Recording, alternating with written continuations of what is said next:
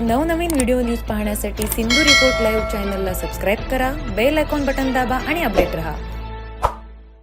आषाढी एकादशी निमित्त अनेक चित्रकार विठ्ठलाचं रूप वेगवेगळ्या पद्धतीनं रेखाटत असतात।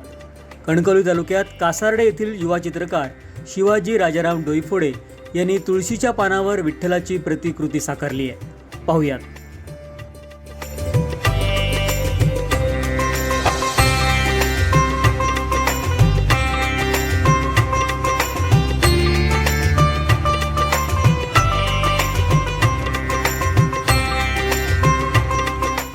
आषाढी एकादशीच्या निमित्ताने या ठिकाणी मी तुळशीच्या पानावरती विठ्ठलाची कलाकृती सादर केलेली आहे।